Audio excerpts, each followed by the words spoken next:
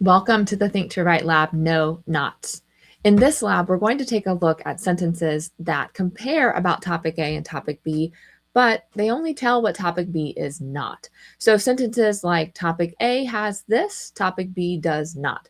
Topic A looks like that, but topic B does not. No reader enjoys reading those not phrases. And so what we want to do is work on our thinking today. What does our brain need to do to replace those not phrases with the details that readers want to learn about topics in your comparison? So let's get started. The thinking focus is really to replace those not statements with more specific details about the topic B. And this matters because we don't want these vague not statements. It doesn't tell the reader any new or important information about topic B. And so we want our writing to be as clear, as strong as possible, and replacing these not statements will do that. So there's lots of things that students will do in this lab. They're going to, first of all, notice these not statements. Sometimes students write these, or we all write these, and we don't even realize that we're putting a not statement into our writing.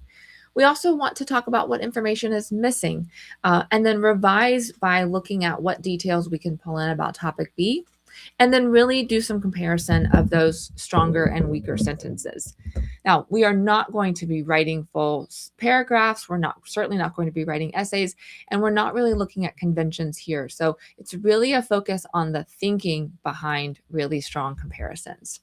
So to get us started, let's talk about this habit of writing not phrases. So let's look at this sentence. A chair is used for sitting, but a table is not. Okay, well, what does this sentence tell us about a table? Not anything, right? It just tells us that it's not used for sitting, right? That's it. That doesn't tell us what it is used for. And that's going to be something that's going to be so much more helpful. So really, we want to have this aha moment that what we know the table is not doesn't really help us know what the table is. So we need to fix this thinking problem. When you just compare using not, you are simply hiding information. And we want to kind of equate not thinking to missing the thinking. What do we need to dive into? What do we need to learn more about that topic so that we can actually give qualifying information on it? Okay, so let's think about what a table is used for. So a chair is used for sitting, but a table is not. What is it used for? Well, some ideas are maybe it's for holding items, or it's for doing homework, or it's for arts and crafts. You all can come up with so many more ideas than that, but these are just three to show you what we're talking about here of replacing the not with, well, what is it used for? And so from there, we can now revise the sentence. A chair is used for sitting, but a table is used for holding items. Or a chair is used for sitting, but a table is used for making arts and crafts. So think about which of these details you feel best fits or you like the most for your writing. And that's how you would go from this brainstorm of details into adding it into your sentence. So we really want to work on replacing the not with what the table does. Okay, so the following practice sentences that we're going to work through with replacing not are all based from information in this article, The Sun and Moon. So let's read the article and then we'll move into the practice. The sun and moon are both seen in the sky, but they are not the same. The sun is a star and makes its own light and heat. This light reaches Earth and helps keep it warm. The sun shines during the day and lights up the sky. The sun is very far away, about 93 million miles from Earth. The moon is a large rocky object. It moves around Earth every 29.5 days. That means it's Earth's satellite. It is close to Earth, about 238,900 miles away. That sounds far, but in space distance terms, it's basically next door. The moon does not make its own light.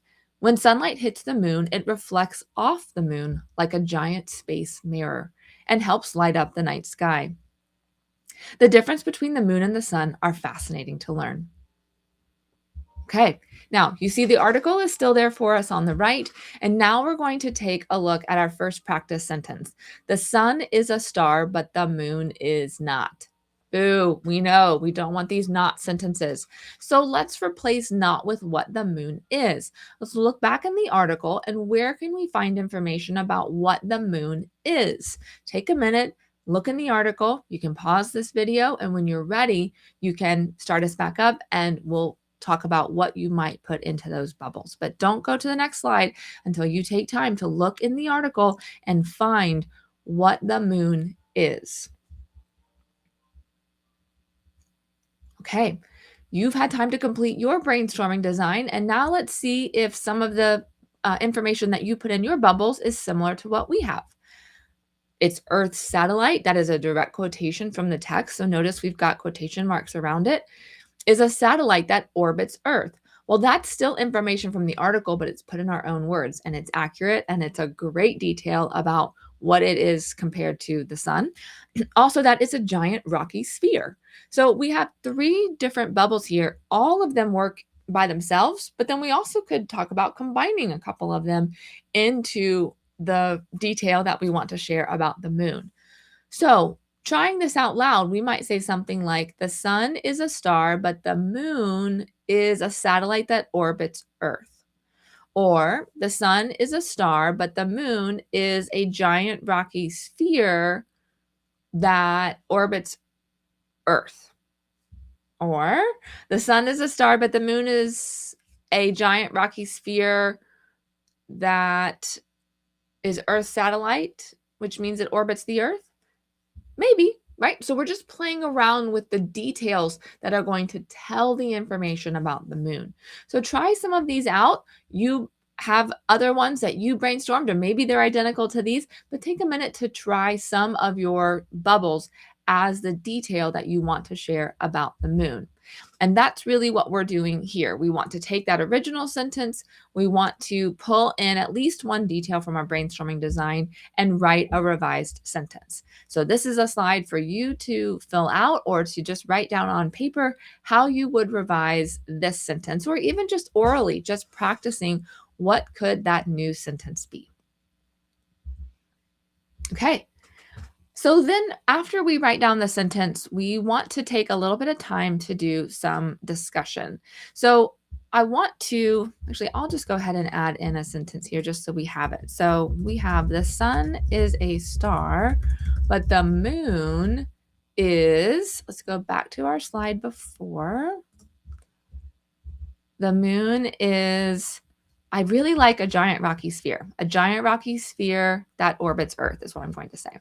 But the moon is a giant rocky sphere that orbits the Earth. Okay, I like that because it's saying what the sun is. It's a star, and then it's telling the same kind of parallel information. The moon is a giant rocky sphere. Okay. And then it also tells that extra information that it orbits the Earth. So I am really liking that one. Okay. So now that we have that in here, what we want to do is now think about and discuss, why is that second comparison stronger? What did we do? What did we add into that second sentence that makes it stronger? So pause here and take a minute to discuss that question. All right, and now I want us to look at experimenting with the structure of the sentence. So what if we flipped it and we talked about the moon first and then the sun? So it might sound something like, the moon is a giant rocky sphere that orbits the Earth, but the sun is a star. Now I might want to add more about that, right? Is a star that warms the Earth, right? I could add a little bit more detail about the sun because it feels a little bit short if I switch the sentence, right? You try it and see if you agree that it feels short, or maybe we want to shorten it down and just say, the moon is a giant rocky sphere, but the sun is a star. And maybe we get some adjectives about the star, right? Is it a giant star? Is it I'm not sure, a bright star, right? Let's get some more details about the star if you decide to flip it and want to get some specific details and adjectives about the star. Okay, let's move on to practice 2. The sun makes its own light, but the moon does not. Oh no, not another not sentence. So now we need to replace this not with what the moon does. So take a minute, make this brainstorming design, and then pause the video to go in and look and see what does the moon actually do in terms of light. Okay, so maybe you have found some of the information like I have in these bubbles. That what does the moon do? Well, it shines because sunlight reflects off of its surface. It reflects light from the sun. I really loved the phrase that it acts like a giant space mirror. So I wanted to pull that in as a direct quotation. Maybe you agree that that is such a rich and vivid phrase that the author of this article did such a good job writing that I feel like I want to put that in my writing to make my writing sound so good as well. So the sun makes its own light, but the moon acts like a giant space mirror. The sun makes its own light, but the moon reflects light from the sun. The sun makes its own light, but the moon shines because sunlight reflects off its surface. Yeah, all of those sound great.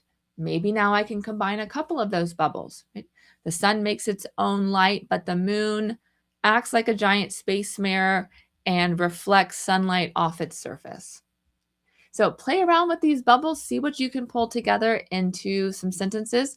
Remember, we can experiment with language and with sentences and with writing ideas so much faster orally than we can on paper. So practice saying these to each other and get a couple great sentences in mind that you would like to pull in, and then we will add them on the next slide. Okay, so pause here, take a minute to experiment with these or the ones that you have on your paper, and then we will move forward with making our next sentence.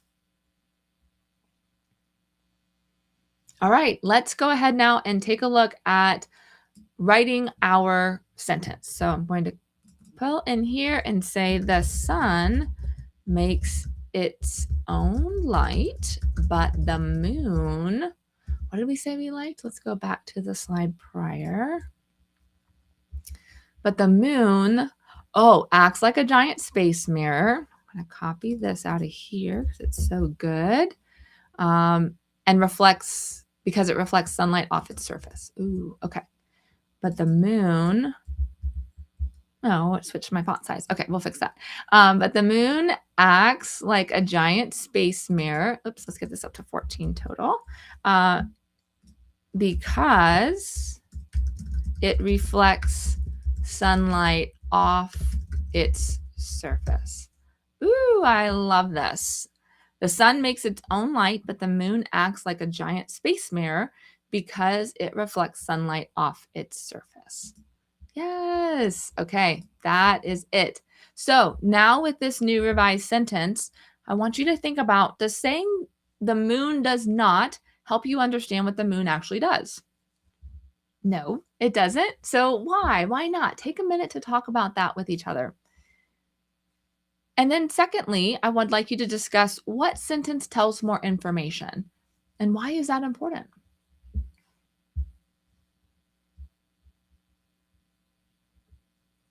All right, we are ready to move on to practice number 3. The sun is very far away from the earth, but the moon is not. Ew, no, never a not sentence, right? We've got to replace this one as well. So take a minute, look back in the article. Where can you find information about the distance to Earth that the sun and the moon are? Because we need to make sure we pull in the accurate and relevant information to share in our writing. So take just a moment, pause the video, find information about where the Earth is in relation to, or let me say it differently, where the moon and the sun are in relation to the Earth in terms of distance.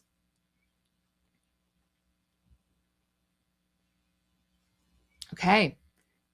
Maybe you found things like it's much closer at only 238,900 miles away from Earth. Yeah, that still feels very far, doesn't it? Is basically next door. I love that phrase, and that's such a way of kind of putting the distance in space in relative terms for us, right? I mean, that over 200,000 miles is an insane distance, right? But when we think about how massive and vast space is, then it makes the moon seem like it's just next door, right? And so then you can see just the final one of just telling the exact miles from Earth. So let's move on now to pulling it into our sentences. So remember, we want to do that orally first. I'm going to go back to this slide, and then we'll pull it in and write a revised sentence. So the sun is very far away from Earth, but the moon is basically next door at only 238,900 miles away. I kind of like that one. The sun is very far away from Earth, but the moon is much closer at, and then we could tell the distance, right? So these flow really nicely, and I know you've got the hang of it by now. So let's go ahead to our next slide here, and we're going to say the sun is very far away from Earth, but the moon is basically next door at only 238,900 miles from Earth. Yeah, that definitely puts the vastness of space into perspective, right? Now, I want to challenge you to answer these two discussion questions. So let's start there. How did your thinking change from the first sentence to the revised sentence? The sun is very far away from Earth, but the moon is not. How did your thinking in that sentence change when you come down to that second sentence of the sun is very far away from Earth, but the moon is basically next door at only 238,900 miles from Earth? How does your thinking change? What do you pay attention to? What do you focus in on in your brain? Take a minute to discuss that. And now I want to ask you, how does this thinking help you write stronger comparisons? How does the replacing not make you a better writer?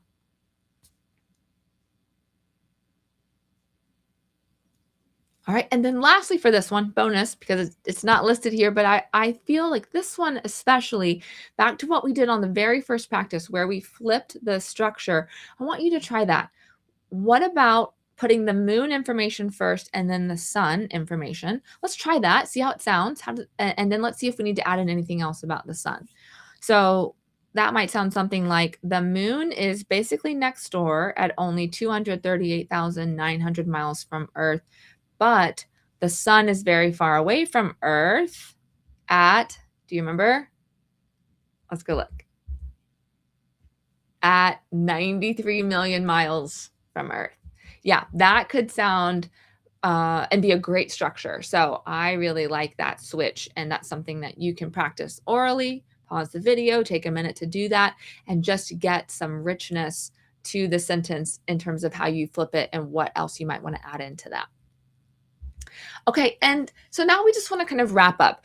We have the original sentences on the left, and we're going to compare that to the revised sentences. I have a slide here that's coming up next that has just one sample of the revised sentences based on all the discussion we even did in this video. Plus, you have all the extra details and richness that you've come up with on your own. So I want to make sure that you know that this is not the only way that this information could be pulled together. But we just want to give an example of what it could look like. So definitely take your time, look back at your sentences and paste your revised sentences in here. Actually, let's just even model that. So let me go back to, I'm just going to pull up the toolbar here, the film strip, so I can go grab them quickly. So we'll go here to the first slide where we have the sun is a star, but the moon is a giant rocky sphere that orbits. So I'm going to pull that down into this slide. So you'll just come in here, you'll just highlight that, and then you will just take it out, right? So we'll just replace it with that first sentence. Then I need to go to practice 2. And this is where we had this. The sun makes its own light, but the moon acts like a giant space mirror because it reflects sunlight off of its surface. I love that one. And then we had one last one, right? About the sun is very far away. So I'm going to grab that sentence. So this is exactly what you would do. You're just going to come in here and copy and paste your 3 sentences. Now it centers it. You could certainly come up here and adjust your formatting here if you want the same size. You can play around with all of that. There we go. Now everything is aligned exactly, formatting and size-wise. Now, I'm really focus in on that last sentence that we revised because I feel like it sounded so much better when we flipped it. And so I'm going to do that right here. I'm going to come right here and take this out and say the moon is basically next door at only 238,900 miles from Earth, comma, but lowercase the t, but the sun is very far away from Earth at 93, oh no, about to put a comma, 93, which I could, 93 million miles away. Okay, that, I love that structure. I love saying the moon first in that one, and you might like it better with a different one, and that's totally fine. I just want you to always be thinking about how can you revise your writing? How can you play around with the structure of your sentences to make it as rich as possible? Okay, and so to wrap up our focus here about replacing knots, I just want us to now take a look at these two versions. So just listen to the original. The sun is a star, but the moon is not. The sun makes its own light, but the moon does not.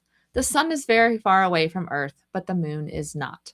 We have 3 not sentences. And believe it or not, we actually read a lot of students' writing that has not sentence after not sentence after not sentence. So listen now to the revised sentences at how much richer and stronger the writing becomes when we replace the knots. The sun is a star, but the moon is a giant rocky sphere that orbits the Earth. The sun makes its own light, but the moon acts like a giant space mirror because it reflects sunlight off its surface. The moon is basically next door at only 238,900 miles from Earth, but the sun is very far away from Earth at 93 million miles. Oh, let's take off that away. See, that's why we have to write out loud as well. We have to catch all of our bloopers. Let's go right here at 93 million miles. Let's just make sure that makes sense. The moon is basically next door at only 238,900 miles from Earth, but the sun is very far away from, maybe we say very far away at 93 million miles from Earth. There we go. Now that I like that flow the best. So keep revising, keep writing out loud, keep playing around with where do things fit best. That is what great writers do. No matter if we're 8 or we're 48 or we're 78, we want to always be thinking about what's going to make the strongest writing, the strongest sentence structure for each sentence, and then as the sentences flow together. Okay, so then to wrap up class discussion here, how can this strategy help you when you write comparisons in the future? I want you to take a minute and really think on this one and not just say, well, it's just better. No, I want you to dive deeper. What did your brain have to do? It is harder. I will tell you right now, putting not in sentences like you saw in the original, that's easy peasy, right? We can all do that very quickly. But why is it not the stronger way? Why is writing the revised sentences that we did make the writing better, right? And then secondly, when you catch, so let me stop myself, I get too excited. Pause here and talk about that sentence or that question. How can this strategy help you when you write comparisons in the future? All right, and now let's talk about when you catch yourself writing a not sentence, what will you do instead? Think back to the process that we did. How did we use a brainstorming design? How did we practice out loud? How did we pull from different bubbles? How did we rearrange in the sentence? Pull all of that great knowledge and all of that great practice in and think about what can you in your brain have as a new protocol, a new routine, a new way of processing how to replace a not phrase in our heads. All right. That's the end of this Think to Write lab, but I do want to just encourage you. There's still some things that need to be worked on in these sentences, and I bet you're picking up on it. The repetition of what? Yes, of but. We say but in all of the sentences. Now, that wasn't a focus of this. This was just to get our brains to think differently about how we write comparisons. But we don't want to have so many buts in our writing. We don't want but in the writing. Also, we don't have any other transitional words that change or are found at the start of the sentences. We start with the sun, the moon. We did switch that last one in terms of the order, but it's still not as rich as it could be. So, teachers, this is where I want to encourage you to look at the skill focus activities for transitional words, for informational writing, or specifically for writing to compare. And how can we replace the buts? We want fancier buts, fancy buts in our writing. And also to think about where can we put transitions like in addition, or also into the writing. So for the fancy buts, you can think about like however, or conversely, or while. So there's 3 even right now that you could practice without pulling anything else up, but we do have additional activities for that. And then also think about transitions that are going to help it flow sentence to sentence. So this is the Think to Write lab on replacing no knots. Now we can move into a skill focus activity and work on replacing the transitional words and phrases to get the writing even stronger. All right. Happy writing, everyone. Thanks for tuning in and being a part of this Think to Write lab. And I can't wait to see all the incredible comparisons that you write.